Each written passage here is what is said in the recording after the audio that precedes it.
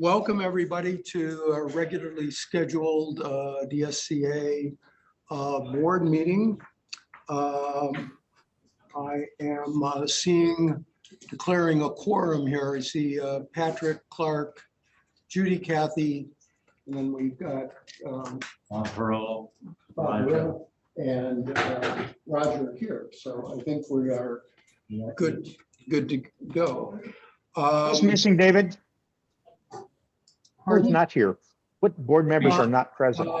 Jamie and Ken. Jamie and Ken. Okay.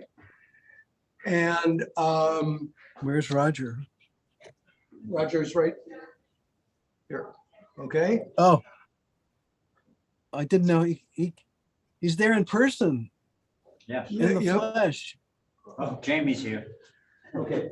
Hey, Jamie. Okay, so we've got 9 of the 10 of us as I count. So as far as approval of the minutes, those went out in our packet. And, I'm wondering, did anybody have any comments to that? To those? Thank you, Clark, for the help in putting those together. Hearing no comments, may we move for adoption of the minutes as written? Is there a motion? I'm sorry.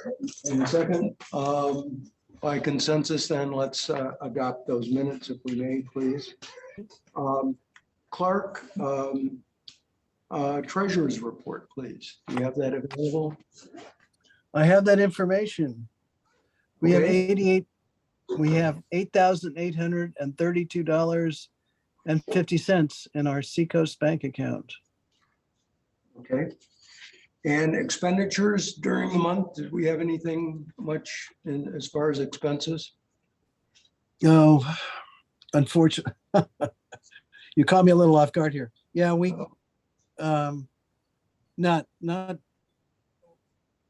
paid off credit card for the function at the Artivation in June. Okay. That was the major. Okay, so Expenditure. everything's $2,000. clear. Yeah, Yeah, okay, good. Under new business, we're pleased to have our guest Tracie Troxler.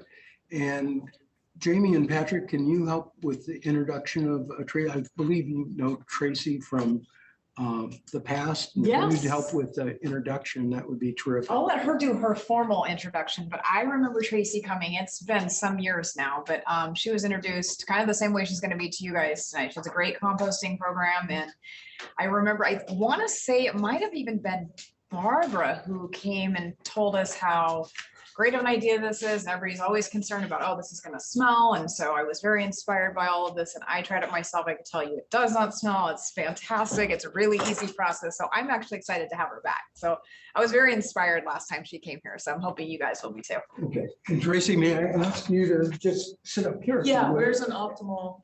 This is going to be about as It's good just as we get. And somewhere. the camera's right Okay, here. okay, so we'll just, I Okay. have a few props. Okay. We'll see how it goes, just because I'm a hands-on person and we do hands-on work.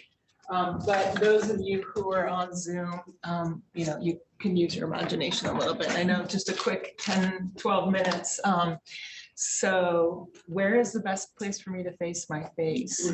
If you turn towards the screen. Yeah, I was towards, probably towards the screen. If you Okay, guys- great, and then we can all see. Okay, yeah. So my name's Tracie Troxler, and I'm with Sunshine Community Compost, and we are a nonprofit serving Sarasota and Manatee County. And what we do is we educate and activate people around composting. And basically, what that looks like is we have a food scrap drop-off program, and then we serve businesses, condos, and residents.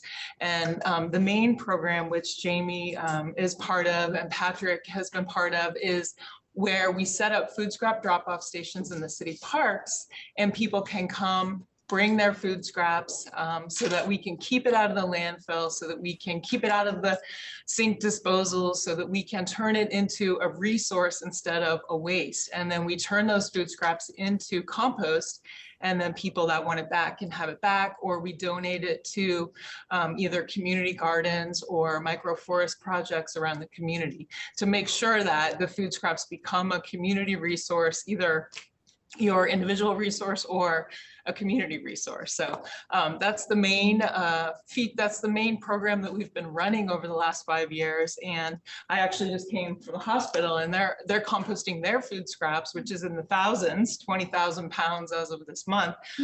So we're seeing more businesses that are interested in also recovering food scraps to become a resource. So I just think it's always really important that people know. I'll tell you a little bit more details about the program, but I'm just going to show. This was formerly food scraps. Okay, I'm going to bring it up to the screen, and it's this rich, really nutrient dense soil food instead of your food scraps going into the landfill. Okay, and a lot of people think that maybe, you know, you put your food scraps in the landfill and they'll decompose, but unfortunately they get trapped in with all the other garbage and sort of accelerate our waste problem. Instead of becoming a resource, which is soil food, it becomes a little bit of a problem. So I'm just going to show you also really quick my traveling landfill, so that you really understand what happens at the landfill, which is basically food scraps get mixed in with other garbage and cannot become a future resource. So I bring this out when I go with the kids. You can see the goo sloshing on the bottom. So imagine this like the size of your building plus 10 other buildings. And so if you mix food scraps with garbage, you get this. This has been in this jar for 7 years. Okay, and these, this nice soil food, this happened in 3 months. This will stay for the next 100. This will be disappeared into the community as a resource, okay? So it's just the good visuals really help lock in some of the value of composting. And then just really quick, I want to just talk a little bit about the soil water connection, and then how our program works in case anybody is interested, and then I'll hop off so you can continue with your meeting. So I just want to make sure that everybody understands when you use compost instead of fertilizer, compost actually helps water stay on the landscape, meaning that it reduces stormwater runoff, right? So compost can hold up to 5 times its weight in water. So when you put compost on your landscapes, you have less stormwater runoff, meaning less nutrients, less stuff that's on the street is going to end up in our watershed.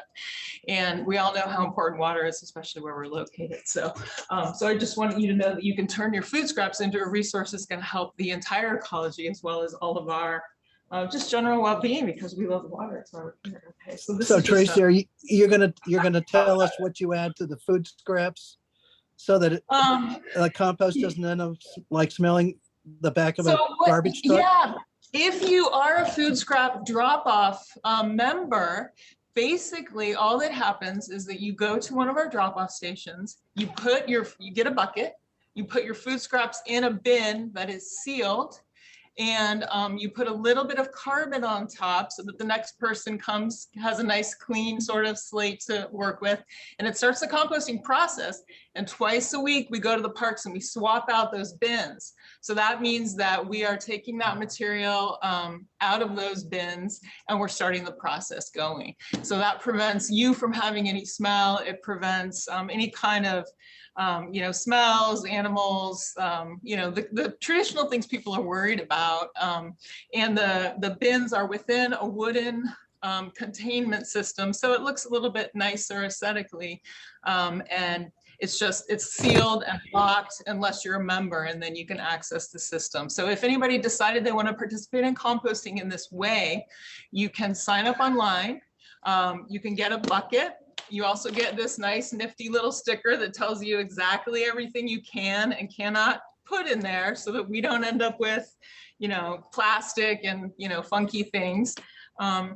And that's pretty much it. We want composting to be accessible to as many people as possible. We'd like to see more of it here. We need it for our soil and our water, and for more healthy landscapes and people, ultimately.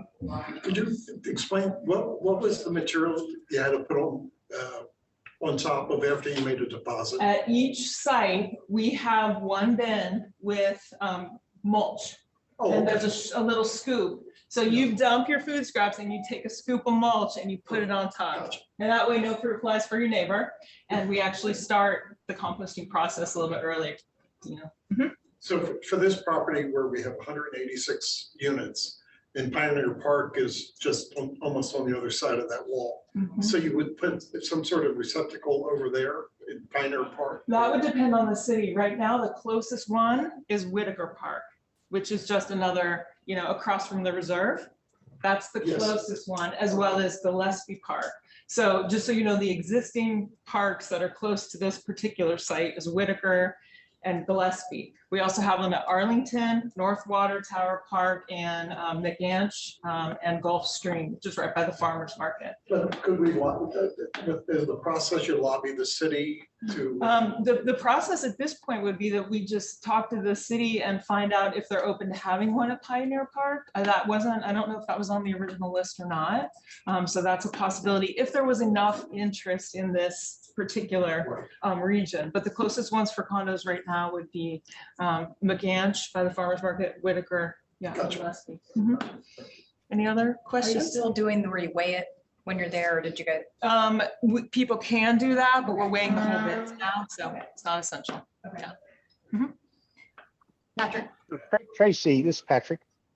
Yeah, I found with my bucket that I go about every 2 weeks. So that's about 5 pounds I've been weighing.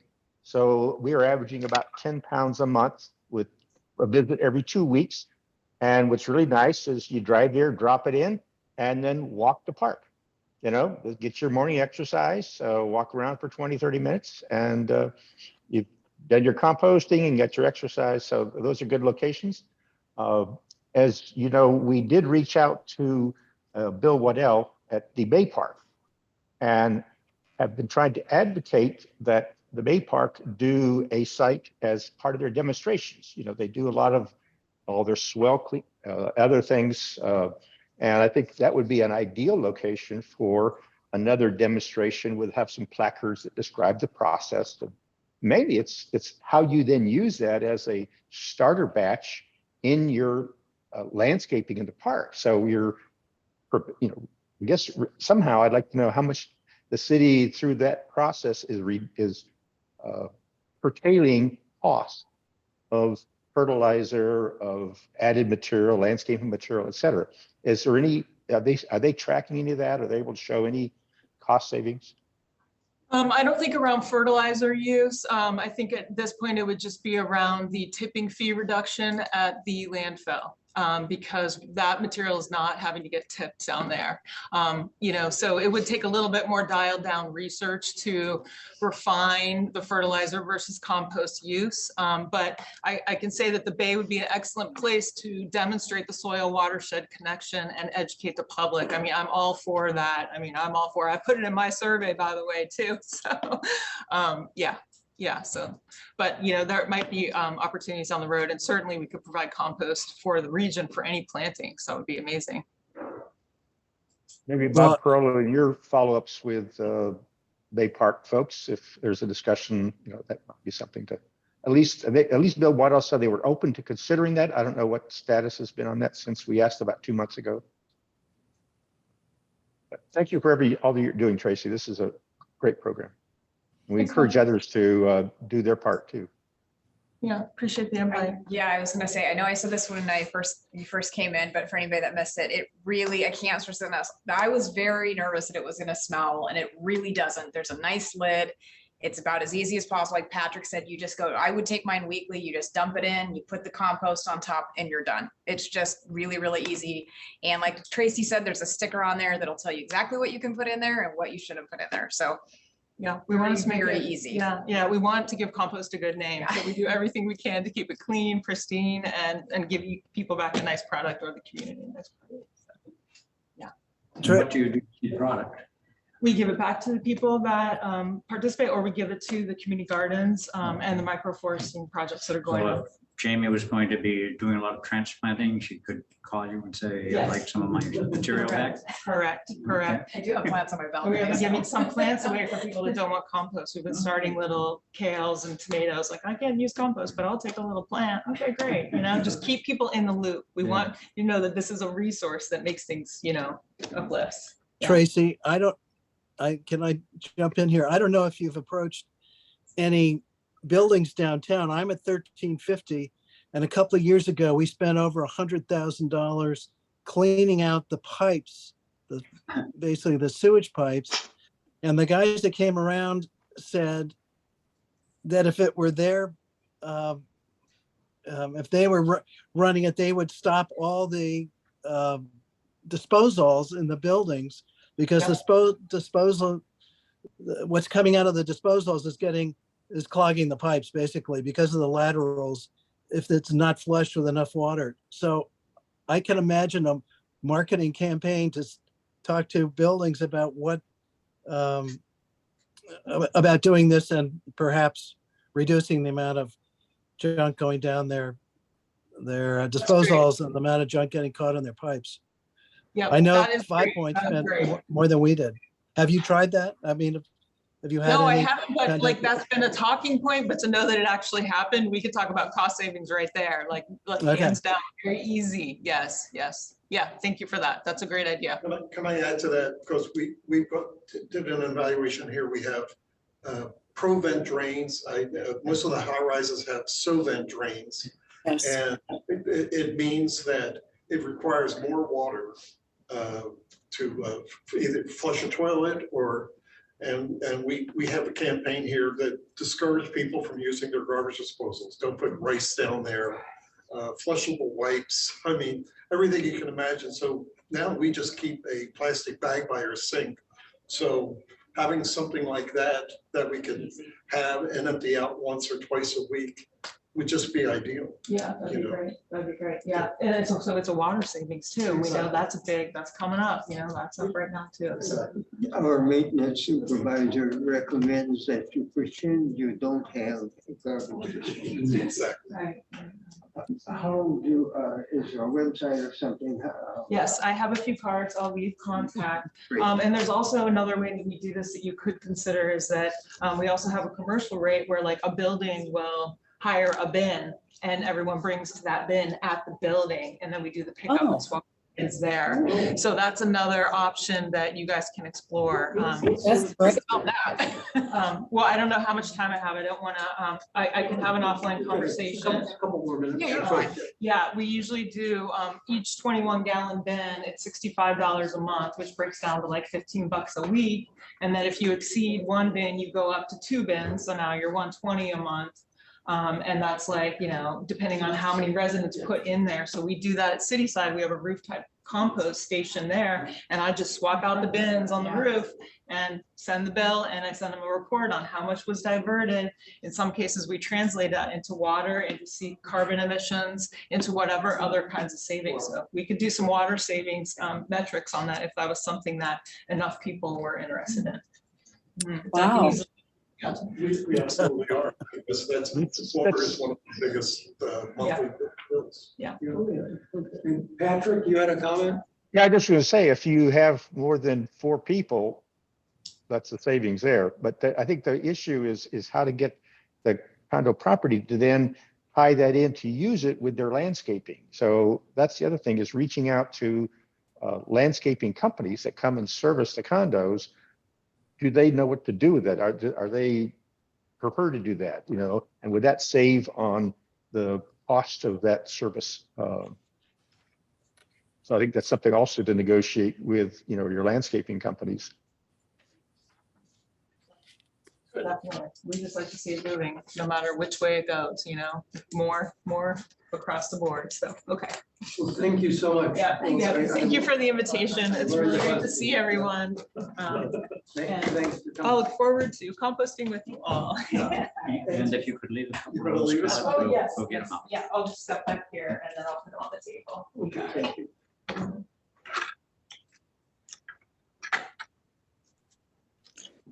Well, I learned some things. Yes. That's good.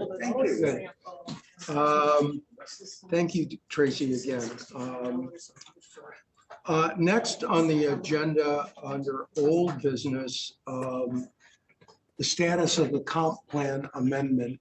We will recall Steve Cover was our speaker a couple months ago, and the Subsequent to that, the planning department, and help me out on this, Patrick, if you can jump in, it was approved by the city commission to transmit to the state the comp plan recommendations being made by the planning department, with the exception of the height matter.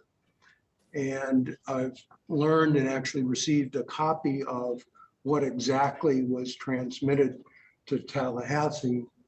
Further, I see in some publicly available city staff commission communications, it appears that this comp plan, they're anticipating, if I'm not mistaken, September 14th, potentially coming back before the city commission. Patrick, have I got that about right? I think that's what they had in their email plans, that they were scheduling it for September, probably the 2nd. Yeah, and my hypothesis is that the city staff may be wishing to get this in a first and second reading for adoption with this city commission makeup. So that would have, if they had a first ordinance reading in September, that could potentially allow them to, move it forward in October. I further recall that Mike Connolly, one of the city attorneys, had said that it is likely to come back in the form of 5 or 6 different ordinances to, dare I say, compartmentalize some of these changes. So it may not be, it appears that what comes back may be in the form of multiple ordinances with the zoning changes as opposed to just one. I guess my reasoning for bringing this up is that we, as a heads up, as we, September 14th isn't all that far away, that we need to be conscious that it seems like Cover and et al. Are anticipating things being turned around in Tallahassee fairly quickly. Any further comments on that, Patrick? No, I too looked through the what was transmitted versus what was put forward to the planning board and city commission back in May and April, and found that the staff did remove from there the changes, the red lines that they had in there for taking the height limits out of the comp plan. So those height limits still remain in there. What they've added is the mixed use definition, mixed use urban definition, which is a new definition. And so folks need to really take a look at that. Also, again, while it doesn't directly affect the downtown height limits, there are other changes that were proposed, and those who may have watched the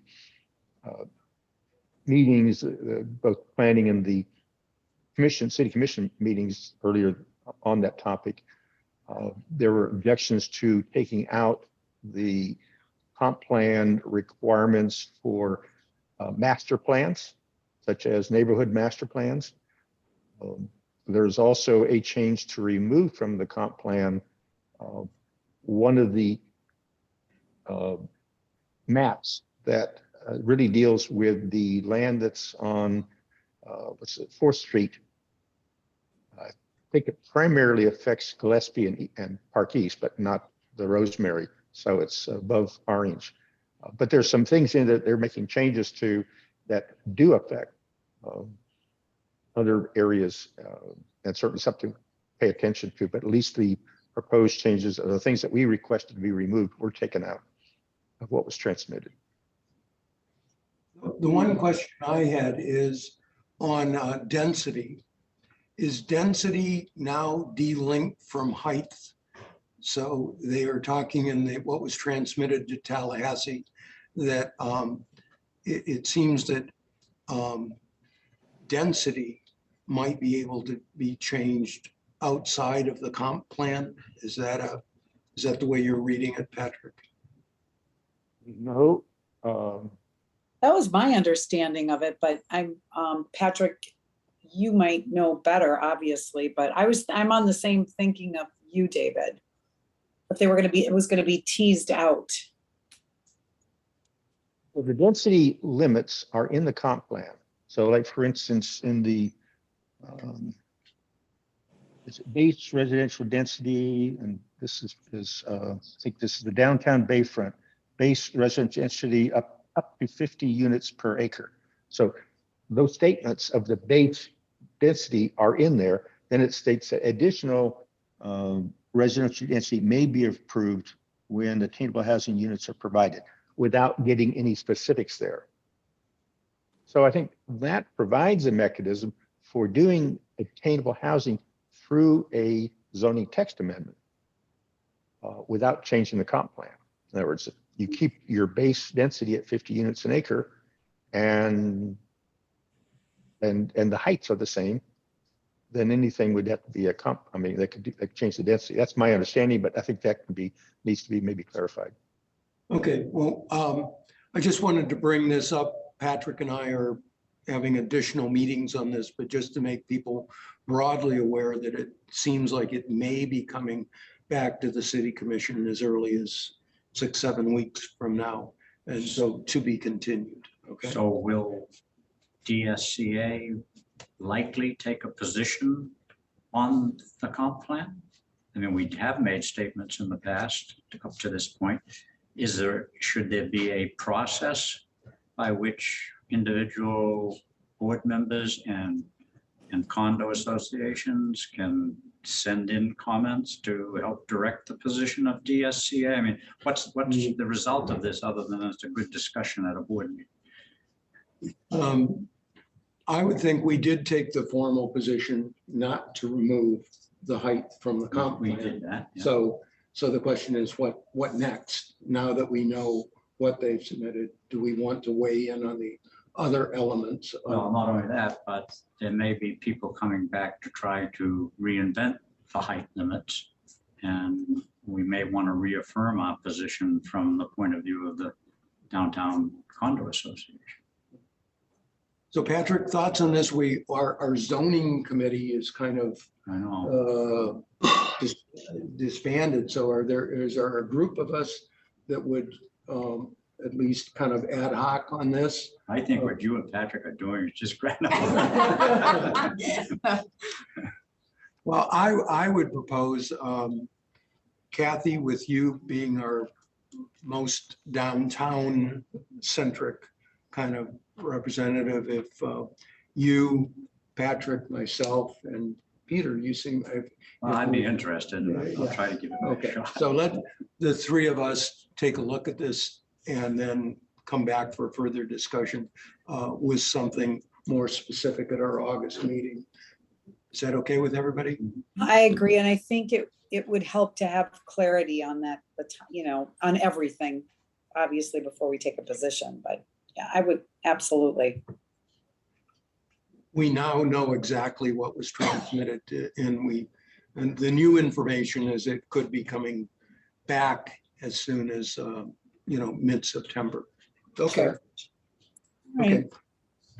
And then the other topic that was agreed at the city commission, I think it was on May 16th, was that Steve Cover was tasked with coming back with a community workshop on the height matter.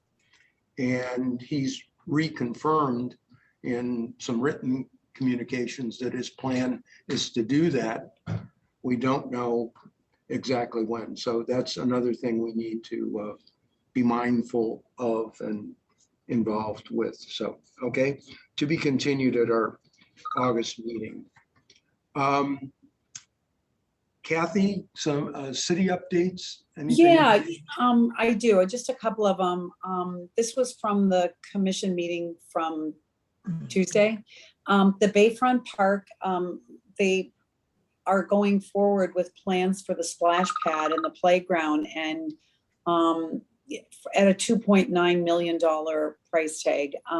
I know they got it down from 4 million, but it's approved to move forward. And sounds like it's going to be a good addition to the Bay Park, the playground there, which has kind of been sitting vacant. I've never really seen it in full bloom. I'm sure you all have, but I'm anxious to see that, something be done with that.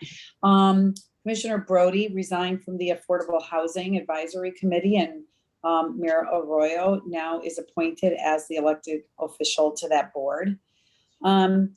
So those were the big takeaways from that. But one thing I did, and I have been doing, is listening in on the DID meetings. The June 7th one, they talked again about, well, first of all, I want to preface everything by saying there had been some emails circulated around about how we as DSCA take a position on really broad topics, and we have a tendency to kind of center in on what happens at the commission level. But I do think that DID really, and I would have to agree with some of the emails, that we should be very concerned sometimes and tuned into what's going in on the DID, because it really does affect the downtown. Just a couple of the things, they've been asked to help fund the Bay Runner Trolley again. The numbers look great on that. They're going to include 9 Fresh Fridays for 2023. That was approved with the same company.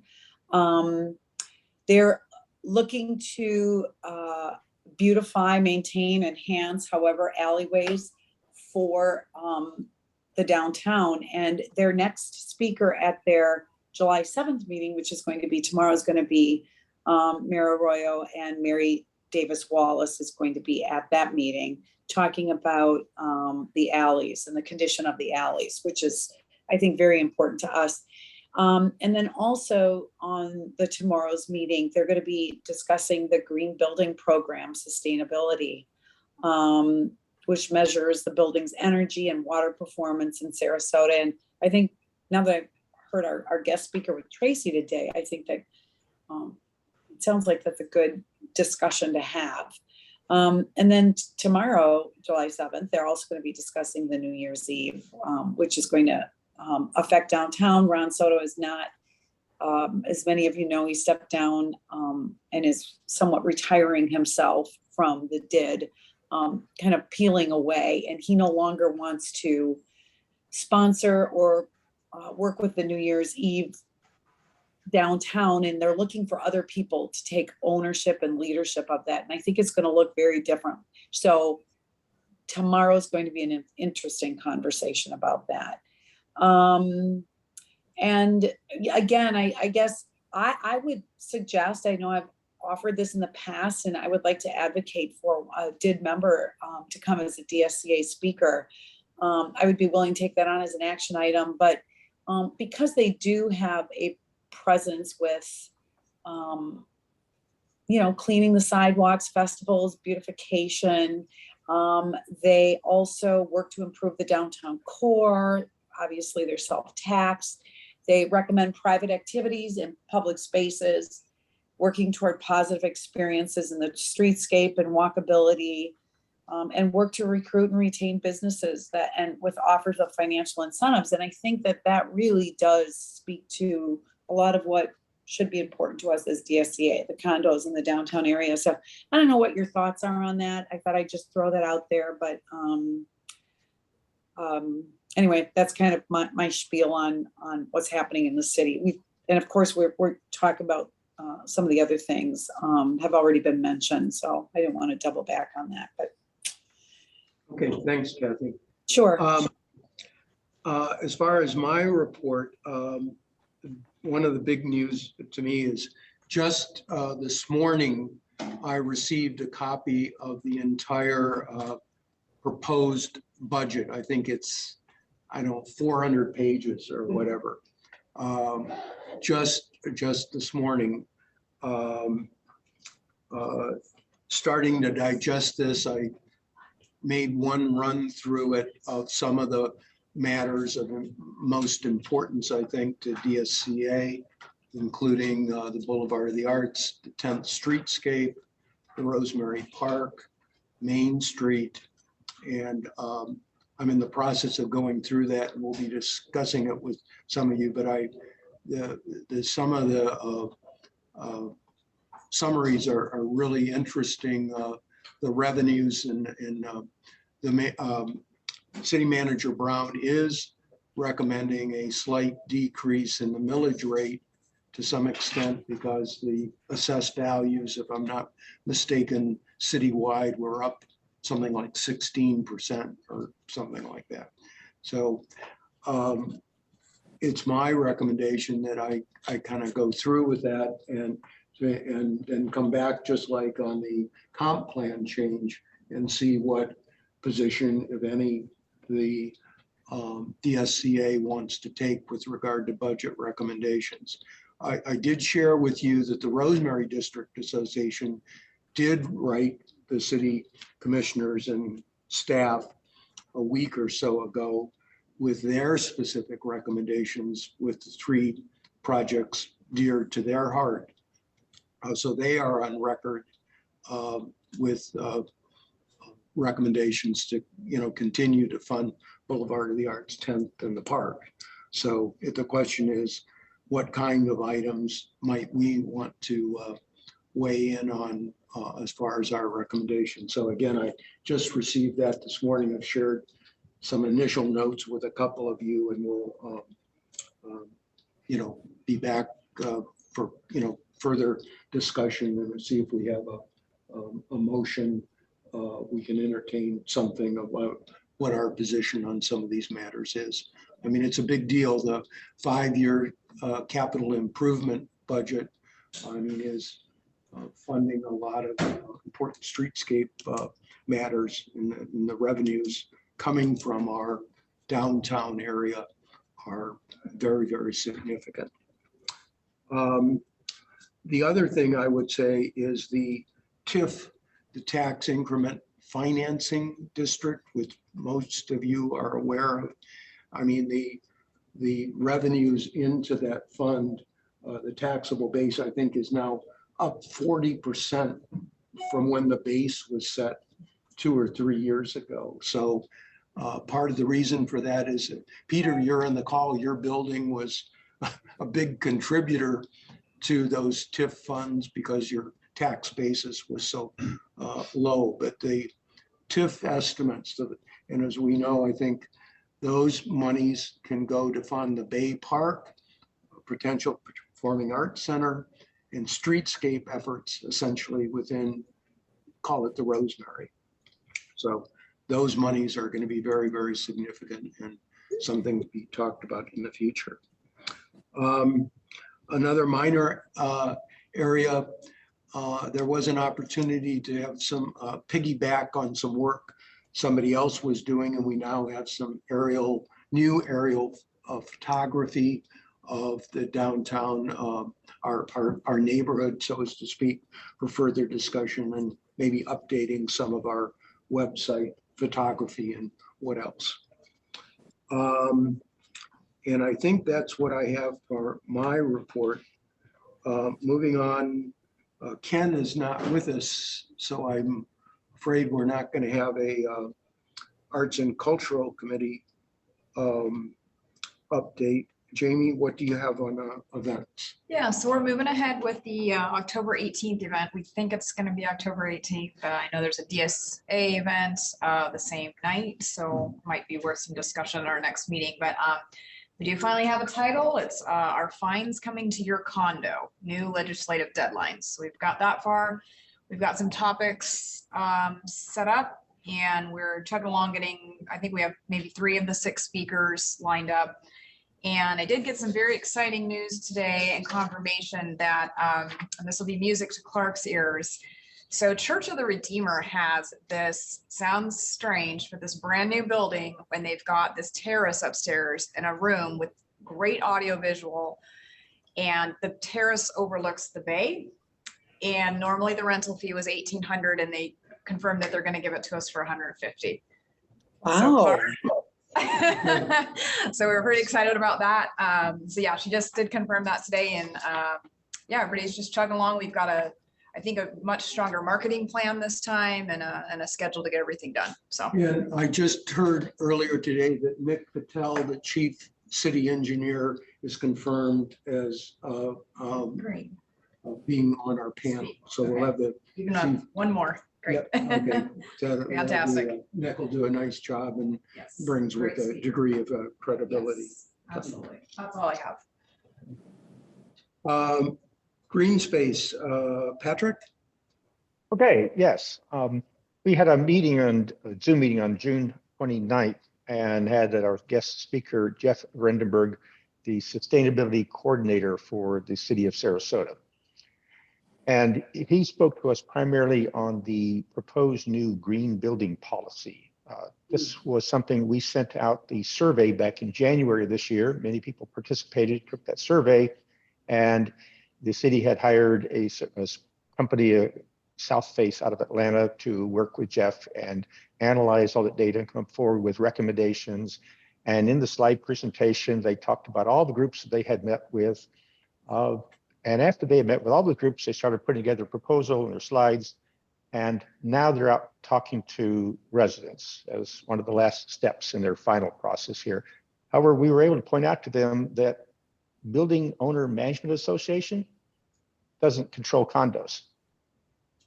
Unit owners sit on the board, unit owners on the boards decide what information can be released and what information cannot be released of the private electrical performance data of that condominium building, as well as the individual members. And so that was a kind of new information. And so from that, Jeff has agreed to work with us closer, because what they have developed is a draft set of performance, energy performance data sheet that would be filled out by the building owner and the unit owners at time of sale and at time of lease. Every time of lease, time of sale, a new energy performance data sheet would be submitted by the owner of the buildings and the owner of the units. So that is what is being proposed. Now they're going to come up with a phase one of data collection, of seeing how it works.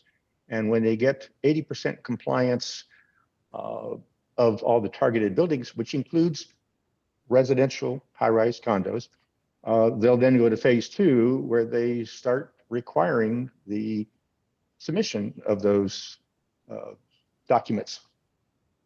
So this is something that is coming down the pike that would be an added requirement from the city to the condos here. And so we're working to try and get more information on that, understand what processes they're proposing. But I could say, just talking, I mean, it's a great idea to have energy information, but I think there's going to be a real educational process to go through. And again, that we know from our surveys of getting condominiums to release information, that that's not necessarily an easy task. And so I think the city needs a better understanding of how condominiums are managed and the best processes to work through there to do that. So that's coming, and we'll try and continue to work with the city to get more information and get that out to the residents about that. So that's the primary activity from that work, and we'll continue to work on that. We put out our notes in there, and there's links to the city's website for the sustainability programs that we're involved in. And again, this green building policy is an outgrowth of part of their Ready for 100 program that began several years ago to reduce greenhouse gas emissions. Patrick, who is Yes. the gentleman that is the coordinator for the green building? Is that Jeff? Jeff Redenberg is the sustainability coordinator, and so he's the Okay. one, and so I assume he'll be the one presenting, as you said, at the DID meeting. Yes, And yes, he is. he's in the meeting. He was. I Oh, don't see him he He anymore. was earlier, yes, he dropped off. Yeah, he dropped off. Okay. Okay, yes, he will be at the DID tomorrow speaking to this topic. Yes, you are correct. Okay. Hey, Patrick, if I may just add one anecdotal kind of comment. I was at the city commission meeting. Well, her on- email is on the list, so she should have gotten it. Her email's there. Dawn, You're talking the thing they just sent out, the email? Hey, Don, would you mute, please?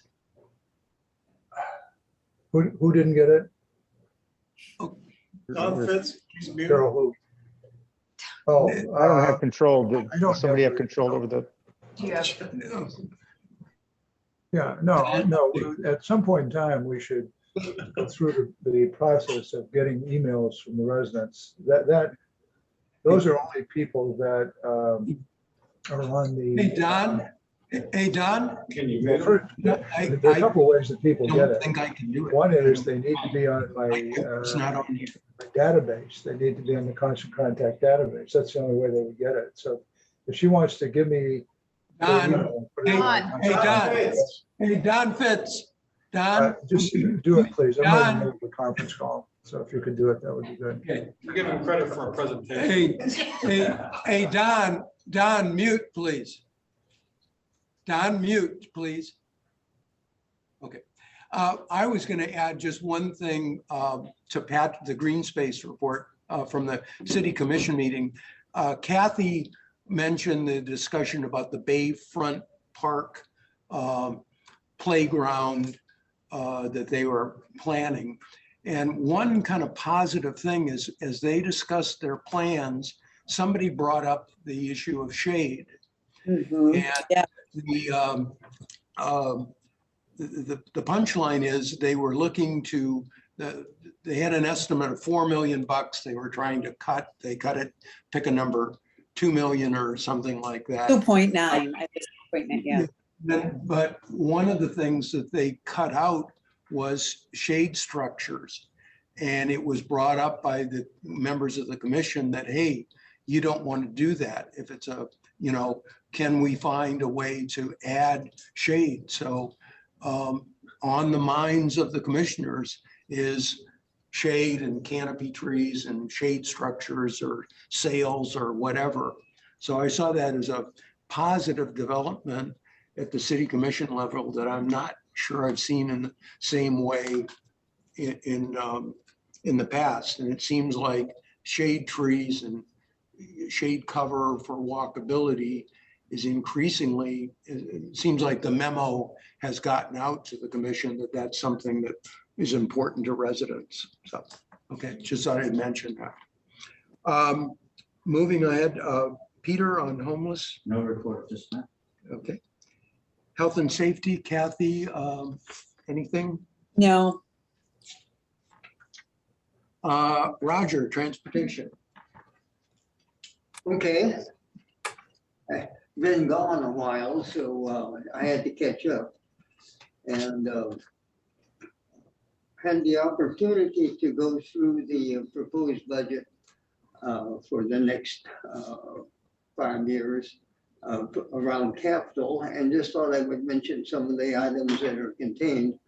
For example, the US 41 Main Street roundabout and Ringling Boulevard roundabout, along with the MRT that goes with that, the multi-use recreational trail, will be scheduled for the year 2030.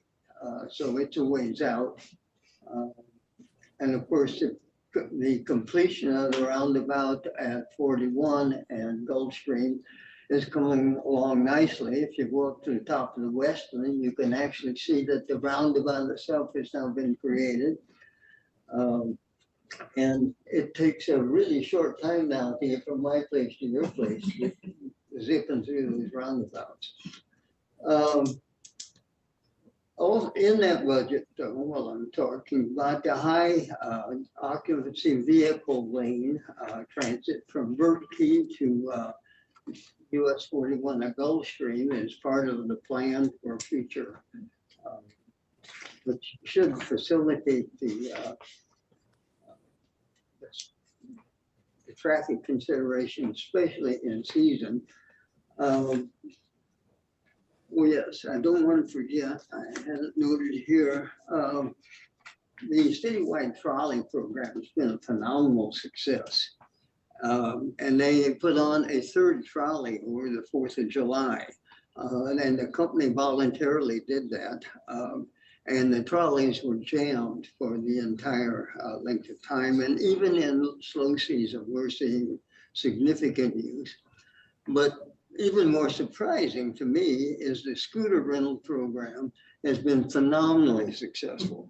And in fact, it's so successful that at this point, we're starting to be in competition with St. Petersburg for usage. It's very popular and it seems to be working grand. There's a few, the way they structured the contract so that if you abandon one, they know exactly where it is and they can go find it. They even found the one in the bay. The light was still on and it was still flashing. So that's quite a surprise. I watch a lot of them going over the bridge. It's phenomenal. And the Amish have kind of taken to some of them too. So, okay, continuing. Of course, we got the 10th Street and the Boulevard of the Arts Complete Street process, which is in that budget, along with the new park at Rosemary. And of course, the roundabout I'm interested in is the one at that Ringling and Links that takes out that bad intersection by the post office. And then the other one is the Coconut Avenue and 2nd Street roundabout, where those 5 things come together, and that's frustrating. And of course, those of you avoiding traffic have been using Coconut a lot. Citywide EV charging stations included within that process. Main Street, Complete Streets. That looks like it's going to be funded out of that federal money that has come down as a result of the pandemic. And it's, at least in the design, is going to be getting started yet this calendar year. And let's see, what else? That pretty much covers the things that I've been exposed to recently. Lots of discussion about parking and the Rosemary and the Bay and so forth. And there may be some things that evolve out of that before long, but nothing at this point. I'd like to make a little comment on that VO, just so that we're all aware. One of the things that I thought was very interesting is that, the Mark Sarasota, we have that big long breezeway, and we have had a problem with vehicular traffic, motorcycles, and then the VOs. The VOs actually, we called and they were able to, they disabled them. So if someone enters our breezeway with a VO, it will be disabled. So I think that that's a good thing. I mean, there seems to be some controls over that. For anything that the city has or the area that the VOs service, if there is a problem, they can be addressed. And I think they've been very responsive to that as well. Yeah, good. Okay. Thank you, Roger. Has the VO system or Mark Lyons reported any of the accident data, either vehicle accidents of the scooters or injuries to riders? Not that I'm aware of. My impression is it's been really quite safe, but I don't have specific information on that. Right. I mean, it seems safe because there's nothing reported, but I mean, it would be helpful, I think, maybe to ask them in their reports to include, any accident data. I would assume that VO would certainly have that if one of their things tips over or something, or assume if a person was, flips over, the vehicle may not be damaged, but they may have had an injury, whether they report that to VO or not. I mean, Mark Lyons had indicated that he gets complete reports of a lot of stuff. So I think if VO is generating any information that would be available, would hope it would be. Yeah, right. I'll ask Mark. One thing I might add, when the VO fellow presented somewhere that I saw, some of the new scooters are getting, if they fall over, there's a light on the bottom of it that says, "Help me up," or something like that, or "I've fallen," or come help me. So I don't know if that's the horse is out of the barn at that point, but at least that's something that is Well, on. it's taken an amazing number of vehicles off the streets, I think. I mean, young people are not driving, they're using these things. And we've had reservations, but I think those are being washed away. Yeah. And on the matter of parking in the Rosemary, we're going to have a number of new restaurants opening there. The project at Boulevard of the Arts in Central, that is going to be a new restaurant. They've got their construction permit now. In the Boulevard condos, I'm told that restaurant may be moving ahead in the next 6 months. So, we've got a ticking time bomb with available public parking in the Rosemary that needs to be looked at and is to some extent. So, moving ahead, I think we've covered zoning a little bit. Bob, do you have anything on the Bay? I can't add much more to the construction update that I sent out last week. The Bay Park is considering naming the birds in the playground. So maybe Disco wants to weigh in with some suggested names, Mickey and Minnie. Maybe not. No, but they're sure moving ahead. They're impressive looking too. So just anyone who wants to, just drive to the end of Boulevard of the Arts, just take a quick look at them. They're really attractive. It'll be quite an attraction. Okay. And Ted Wilson is not with us. I don't have anything CCNA other than, and let me, CCNA, this is not CCNA, but let me just feather this in. CityPAC is, CCNA hosted a candidates forum here 6 weeks ago. And on July 14th, the CityPAC folks, and Kathy, you want to give a little bit, and Janet's here. She's okay. Kathy, can you give a little update on the candidates on the July 14th, please?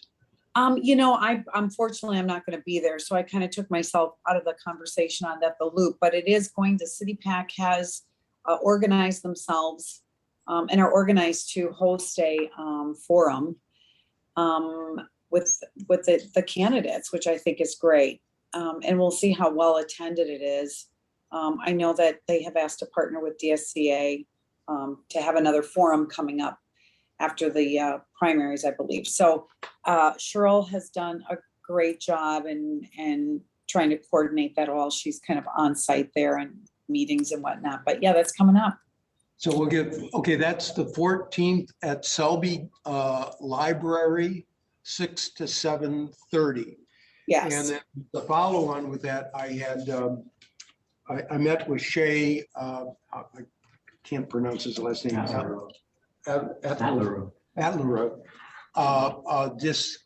DSA president. And we, I think as we talked about at our last board meeting, the possibility of DSCA hosting a co-hosting with DSA. And we had, Jamie and I have talked with Shay about a tentative date of the 18th of September. That's a Thursday. And is there, the goal here was the primary, I believe, is August 23rd. So allow about a month between the primary and getting it down to 3 candidates. And then the general election is November 8th. So that's kind of in the middle, so as to speak. 15th through the 22nd. Oh, the 22nd. I'm sorry, I'm getting my dates. Yeah. So September 22nd. September 22nd, September 22nd is a Thursday. Thursday. And is there, as far as the general timing of this, is there consensus that kind of makes sense in the cycle, so as to speak? we talked about a Thursday night being oftentimes an off night for meeting purposes. And I was wondering if there are any major conflicts that people have with that date, other than we can begin to flesh out that as a concept. And timing wise, would we typically do those 5 to 7, or would we do, these folks are doing 6 to 7:30? Is there any practice that we've had more luck with than others? No, I just think that in the past, the forums have always been well attended. Any time slot between 5 to 8, so 5 to Okay. 7, 5:30 to 7, 6:30. I think if you just establish it, they'll come. Okay. And then the other thing is the City Pack folks, because there are 6 speakers, they can't really do more of a debate kind of thing. But with 3, one could maybe a hybrid between comments and, allowing rebuttal, so as to speak, a quasi debate, for lack of a better word. So if there's consensus on this, I'll work with Jamie and flesh out some additional details here. And I'm hoping, I don't want to put you on the spot, but Peter, I think you've done a great job moderating these in the past. So would you think about I this? will think about it. This invitation? Okay. Okay. Rosemary update.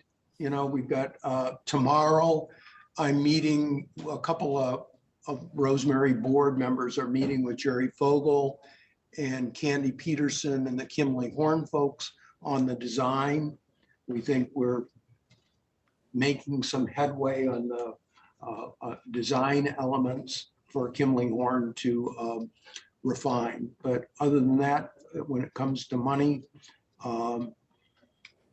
still remains to be seen. We're hopeful that we can get park impact fees once we had a design priced out. And that's what I think I have on the Rosemary. David, Yes. in that discussion, are they at all looking at anything that creates meeting space, bumping space? In other words, Yes. park benches arranged where they're at either right angles or across from each other, so you can actually have conversations with people sitting on another bench. Yeah. I noticed the city just puts single benches all the way around, and Right. the only place I found it is in Golden Gate Park. Golden Gate, where they have a swing on one side of the sidewalk and a fixed bench on the other side of the sidewalk. Yeah. And having And just spent the better part of this week in an area where there's 3 different places that there's groupings of benches, and the amazing conversations that occur is just creates community. Yep. And that it's is- what Denny Road talked about, bumping spaces where you meet with friends or strangers. And I think the Rosemary Park, given the diversity of the neighborhood, should be an example for doing that. If there's any way to add that back in. And I have carried that message forward, and the whole idea of that park is activation and tranquility and shade. So natural shade. So we'll be stay tuned for additional information, but we're moving forward finally on that. That's all I have for the Rosemary. Jamie, is Christina? Yeah, she's not here, but I do have a request, a special request for everybody that's online. The Platinum and our Gold members are a huge supporter of our organization. And if you guys, there's only 4 of them here. They're only allowed to talk for a minute each. So if you guys could just stay on for 4 more minutes. We are running early, so I would really appreciate if you guys could stay on. And with that, we'll start with Donna McComb at Cadence Bank. Oh, you're muted, Donna. There Okay, you go. let's try that. Is that better? Perfect. Well, it's so good to see everybody virtually and at the desks over there. always excited to listen to all the activities that are going on. Cadence Bank is here to continue to help the associations with whatever their financial needs are in the way of loans, especially with some of the statutes and legislation that are coming down the road with having to check with dealing with roofing and any other kind of construction deterioration that's going on in your building. So we're here to help you with that, as well as insurance premium financing is available for those who the insurance is starting to catch up and it's far too high. So we have that kind of a product. And again, as you all know, interest rates for loans are going up. So in the meantime, interest rates on some of the deposits are starting to rise. So, and even with that said, interest rates on loans are not that high. They're still at a relatively nice rate. So please give us a call. We'd be happy to talk to you on an individual basis to help with whatever your financial needs are in the lending and in investments. And everyone, enjoy the rest of your summer. Thank you, Donna. Great, thank you. All right, next, Terry, if you want to come up so people can see you. This is Terry from Socotec. Hi, everybody. Terry. Hello, Terry I'm Phelps. happy to be here. I'm Terry Phelps and I'm with Socotec Consulting. We're a full-service engineering firm. So the big thing that we're talking about now and everyone is talking about in the HOA and condo industry is the SBD, the new Senate bill that changes for the milestone and the structural integrity inspections. And we can help you with all of that.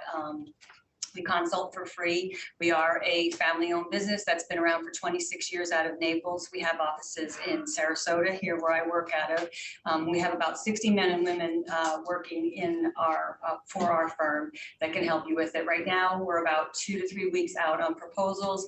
And once we have a contract signed, we're 30 days boots on the ground getting your work done. So even if you don't use us, get in touch with an engineering firm because the December 31st, 2024 is going to get here very quickly. So you can give us a call at any time and I'd be happy to meet with you or connect you with an engineer.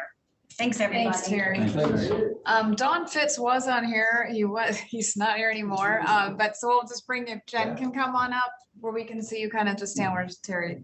This is Jen from Fifth Third Bank. Actually, are you guys, you're not Fifth Third Bank. Yes. Yeah, we are. We're so Fifth Hasn't Third. changed. Hi, everybody. I'm Jen with Fifth Third Bank. So similar to Cadence, we are here to help the associations with any deposit or lending needs that you may have. We have a promotion coming up soon, as Cadence Bank mentioned, the deposit rates are ticking up. So we are going to have a promotion coming out soon. So if you have any excess reserves sitting around for your association that you're looking to keep liquid, but want to earn a little bit more than probably the 0.03 that you might be getting now, give me a call. I'm happy to help. And then I also brought along my boss. This is my boss here, Mark Reisig. He is our South Florida Business Banking Market Executive.